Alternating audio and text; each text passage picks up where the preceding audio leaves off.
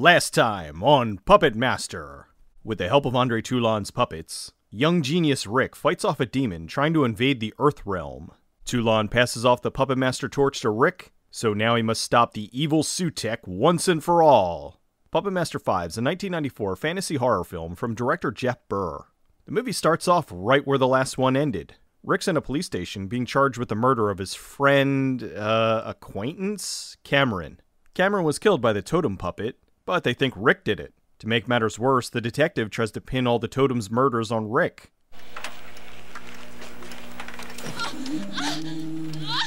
Why are you showing me scrambled porn? Oh, it's the footage of the doctor getting murdered. The detective dumps Blade on the desk and charges him with 3 murders. The next several minutes then recaps Puppet Master 4. A 5-minute recap in an 82-minute movie? There's a word for that. Through her channeling, I found a trunk in a room I'd never gone in. A trunk full of puppets. Blade's placed in the evidence locker, but manages to escape. Rick gets bailed out by Omega, the company he works for, and calls his girlfriend Susie. Blade kinda looks like a tiny Christopher Walken. Rick meets with the new temporary director of Omega, who asks him to explain what's going on with the puppets. It's complicated.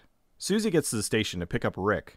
Blade sees her and hides out in her gigantic purse. Rick gets out and Susie's happy to see him. Really happy to see him. Things seem to be going well, but the excitement was too much for Rick.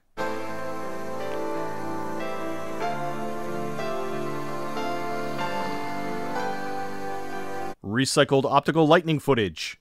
Sutek's in his lair, still searching for some pants. Aw, isn't that sweet? He has these tiny beds and blankets for his puppets. Dr. Jennings is explaining to some members of the board that he can't do very much in his current role. They convince him to make some changes that will greatly profit all 3 of them. 1990s car phones. The next day, Susie seems to have a puppet fetish.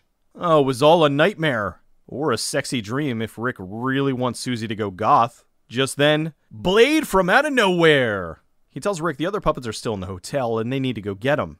At the California Ethical Center, Susie goes to visit Lauren. She's been in a coma since the last movie. Jennings goes to the Bodega Bay Hotel. Is this supposed to be an homage to Beat It?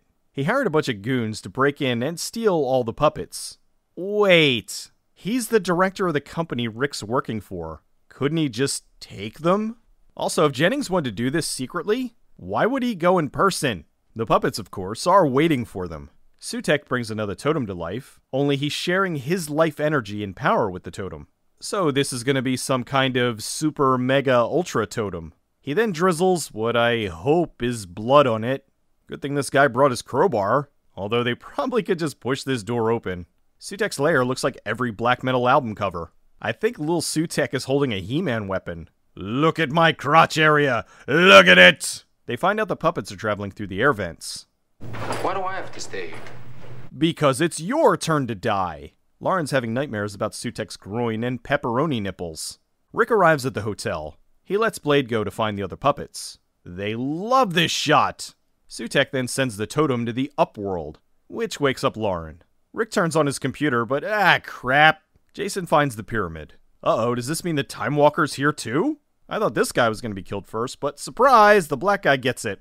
Rick's on the computer and gets reminded to watch Life Force. Pinhead knocks this guy out. So, what do I need to do for this movie? We just need you to lay in bed all day. Blade brings back 6-shooter. A bunch of puppets sneaking around a mansion killing people? This would make for a pretty sweet survival horror game. Scott follows Pinhead into the pantry, where Jester tenderizes his meat. Tom finds the totem, who kills him. Susie arrives at the hotel and finds the busted window. Rick runs into, yay, Torch! He's the best. Then he finds Susie. Lauren's sending Rick messages through his computer. The formula. The formula for what, Dr. Pepper? Lauren then talks to him through the computer. Good thing he installed that sound card. He must destroy the demon. The police seem to have left a lot of evidence behind. Jester shows them where they hid Decapitron. They get him prepped for resurrection. Totem uses a wall hack to pass through the door. He squares off with Blade and Pinhead. Blade stabs him and he flies away or something. Seems Scott's still alive. They send some current into Decapitron. This is Sparta? Omega. Oh.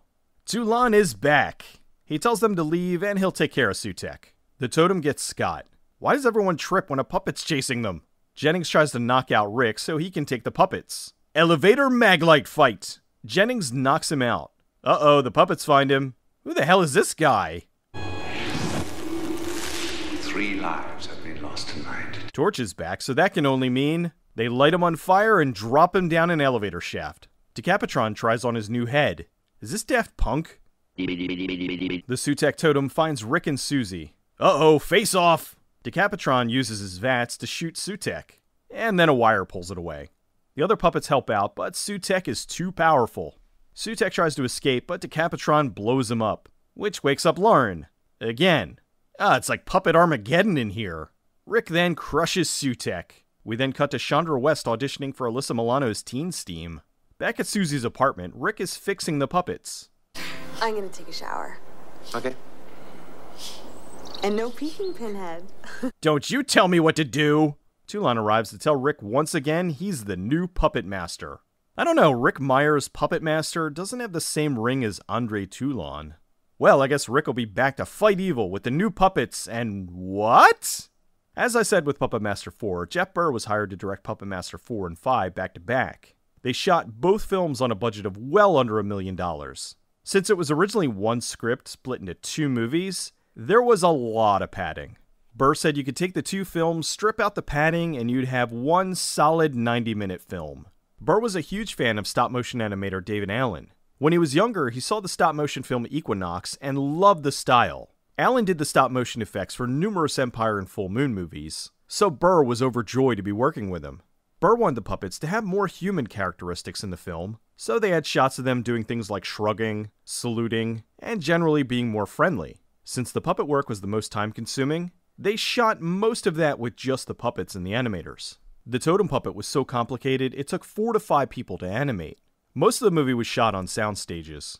During the film, there were a lot of scenes of people walking around the halls of the Bodega Bay. Around this time, the Stephen King film Sleepwalkers was out, and the crew jokingly said this movie should be called Hallwalkers. The detective in the beginning was played by Ron O'Neal, who famously starred in the 1972 blaxploitation crime drama Superfly. Puppet Master 5 was originally going to be the final chapter, even though it ended with Rick taking over as the new Puppet Master and pledging to fight evil. They even labeled it as Puppet Master 5, the final chapter.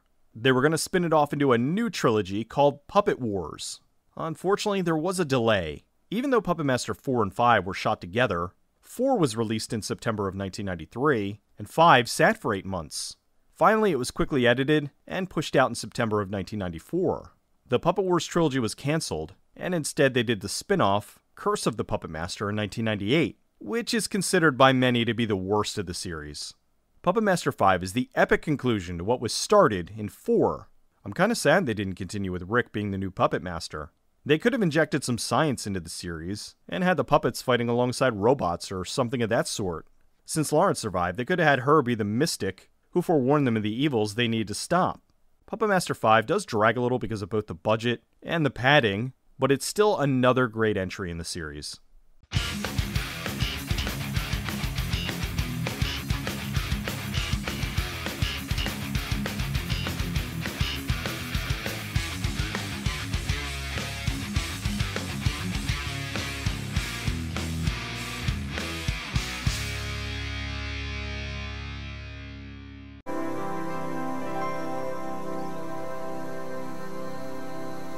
Sweet dreams.